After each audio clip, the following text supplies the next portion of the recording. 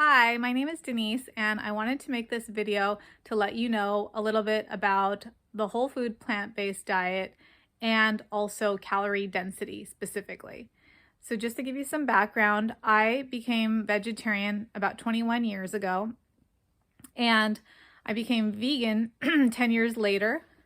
And 1 year ago, which was 10 years after I became vegan, and 20 years after I became vegetarian, I started to eat a whole food plant-based diet.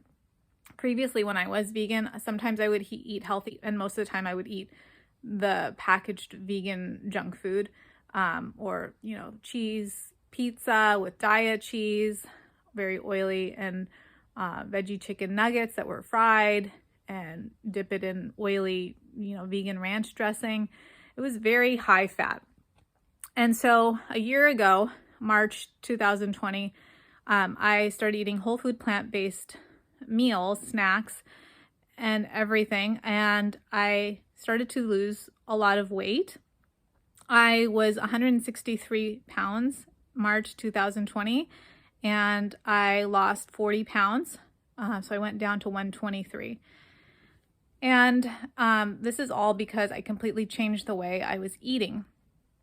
And so what I was eating is rice, beans, oats for oatmeal, and fruits, vegetables, quinoa, just all the whole food plant-based food items, and minus the oil and the refined sugar. And I cut back on salt a lot.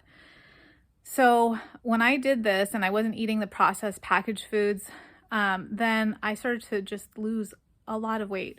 And now I feel so great. I feel really light, and I just fit in my clothes better. And all around, it's been an amazing experience. So that's why I'm making this video. I wanted to tell you about calorie density. So what that is it measures the amount of calories per a pound of food. So for example, in apples, in 1 pound of apples, there are 240 calories per a pound of apples. In potatoes, there are 350 calories per pound of potatoes. Fruits and vegetables are going to be the lowest calories per pound. Vegetables are 100 calories per pound, give or take based on the vegetable. Fruits are 300 calories per pound. Next, we've got whole grains. Those are about 500 calories per pound. Beans are the next least calorie dense food, and that is 600 calories per pound. So I'm gonna post a chart, and it really, it's a great visual for what food items are the least calorie dense.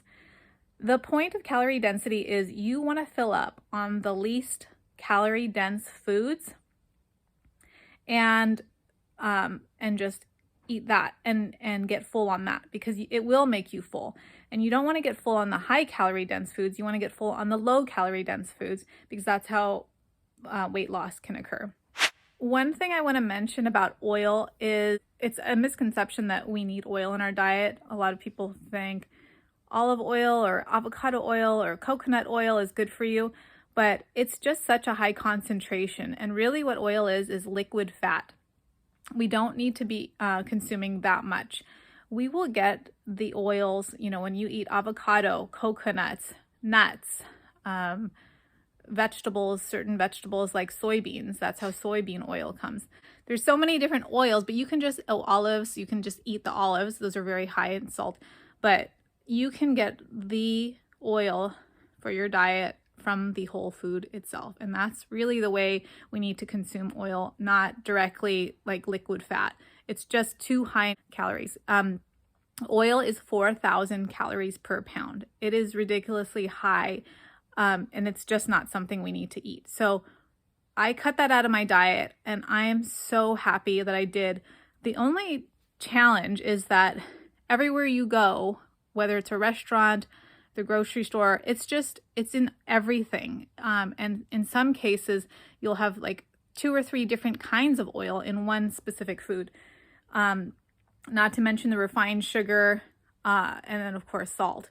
So processed food, breads, crackers, chips, restaurant food, it's just loaded with oil, salt, and sugar. And we really need to look at that and start reading ingredients and look at the calories per pound of specific foods and just know what we're eating. Because if you just know, what you're getting into when you're eating something, then there's no surprise, if there is weight gain, or if you're trying to lose weight, that's the way to do it. So how do you eat a low calorie dense diet?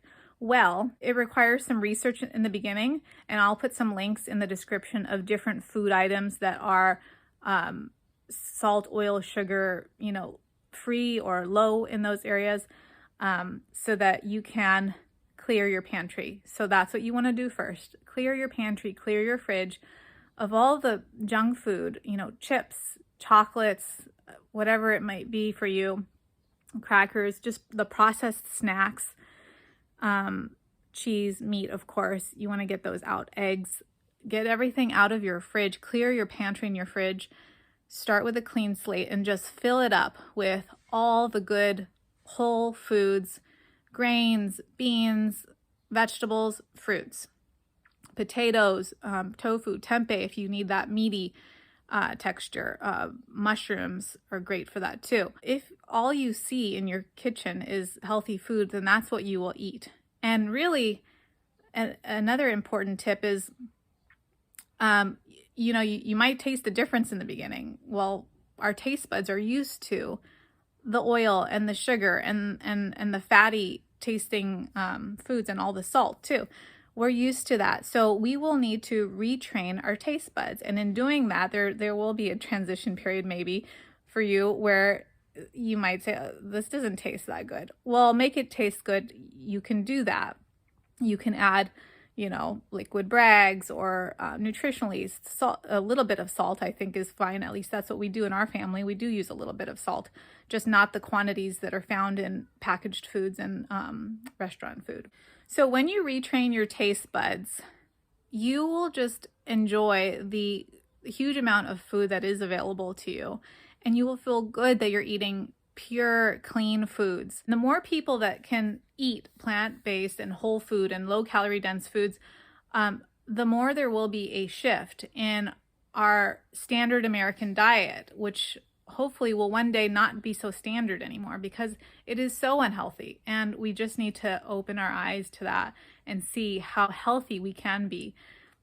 A lot of people with certain chronic illnesses, they reversed their illnesses, whether it's, heart disease or type 2 diabetes. Food has been a way to heal them. Hippocrates made a quote, "Let food be thy medicine and medicine thy food." And it's so true. I had that posted in my pantry for a while because I thought that was very inspiring. As far as where to buy whole plant food, anywhere. You can go to any grocery store. It doesn't have to be an expensive health food store.